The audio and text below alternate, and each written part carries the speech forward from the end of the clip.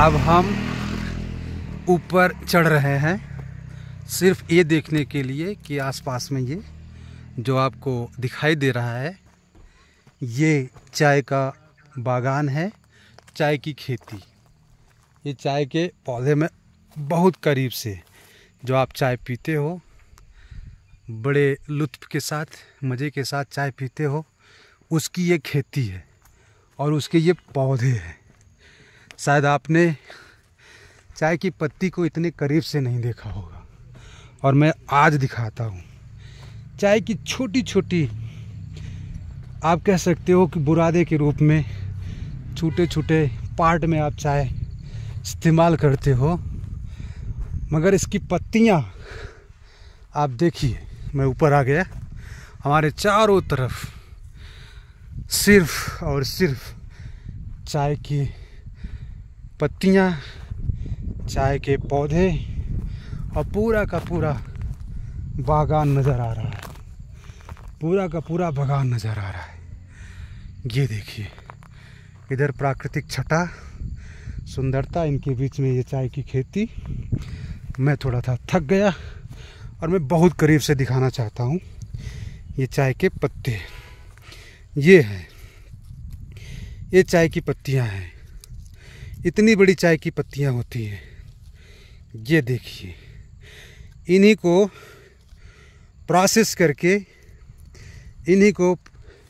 Process करके आपको चाय के रूप में, आपको चाय की पत्ती के रूप में दिया जाता है।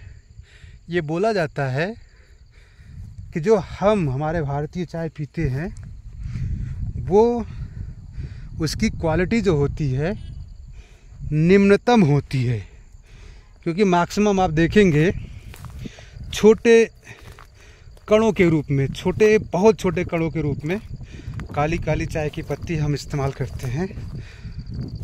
वरना ये चाय की पत्ती तो इस रूप में होती है, आप देख ही रहे हैं चाय की पत्तियाँ। तो इनको प्रोसेस करने के बाद जो बेस्ट क्वालिटी चाय होती है वो एक्सपोर्ट हो जाती है, यानी कि वो विदेश में चली जाती है। The best quality of tea is exported to some foreign countries. और जो उसका रिमेनिंग होता है, जो निम्न क्वालिटी का चाय होता है, उसका इस्तेमाल हम लोग करते हैं। ये पत्तियां हैं, ये चाय की पत्तियां हैं और इसके ये मूल पेड़ हैं। एक बार लगा दिए गए फिर लगाने की ज़रूरत नहीं पड़ती। आप जड़ से देख सकते हैं, एक बार लगाने के बाद फिर इसको लगाने की ज़रूरत नहीं पड़ती।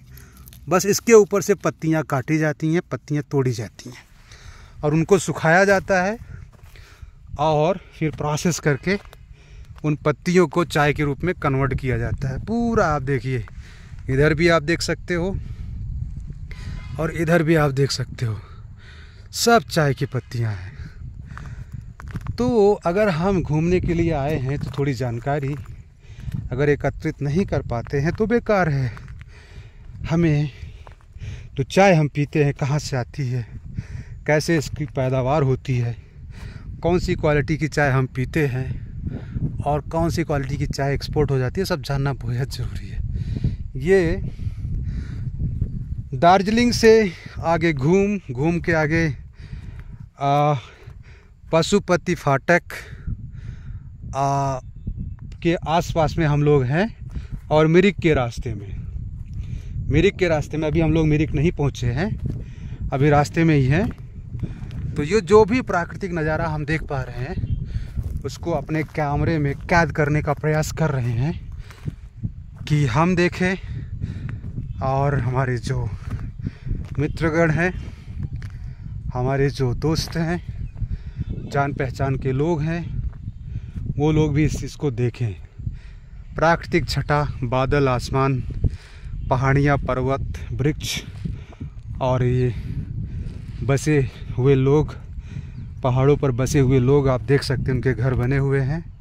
इनके बीच में ये बना हुआ है टी स्टेट, यानी चाय का बागान। तो हम लोग अभी यहाँ पहुँचे हुए हैं, रुके हैं।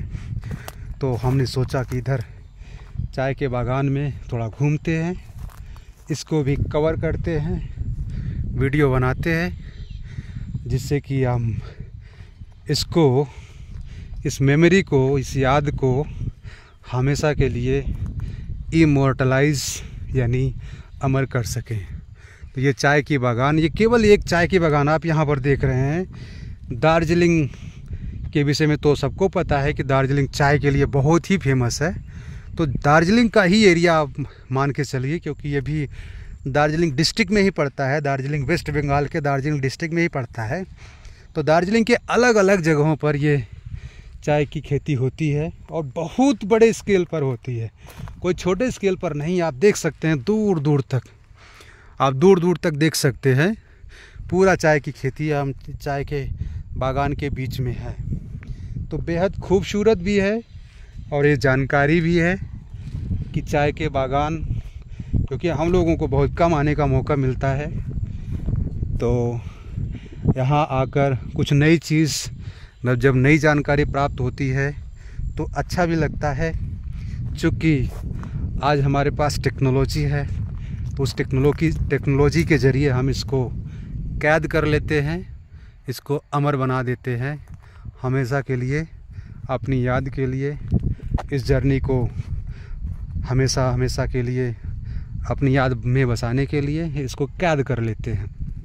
तो ये जगह है दार्जिलिंग से होते हुए घूम, और घूम के आगे पशुपति फाटक के आसपास का एरिया जो मिरिक के पहले पड़ता है। अभी हम लोग मिरिक नहीं पहुँचे हैं, तो हम लोग इसके आगे जाएंगे। बेहद खूबसूरत, बहुत ही अच्छा है, आप इसको देख ही सकते हैं। तो निश्चित रूप से जब भी आपको मौका मिले आप यहाँ पर आइए और इन प्राकृतिक छटा, प्राकृतिक सुंदरता के साथ साथ में यहाँ के जीवन, यहाँ का जलवायु, यहाँ की खूबसूरती, यहाँ के लोगों की भाषा, यहाँ के लोगों का रहन सहन, यहाँ के लोगों का कल्चर, वो देखने को मिलेगा। और उसके ऊपर जो आप चाय पीते हैं, वो उसके पौधे कैसे होते हैं, उसकी पत्तियाँ कैसी होती है, उसकी जड़ें कैसी होती हैं, उसके पेड़ कैसे होते हैं, सब आपको समझ में आएगा।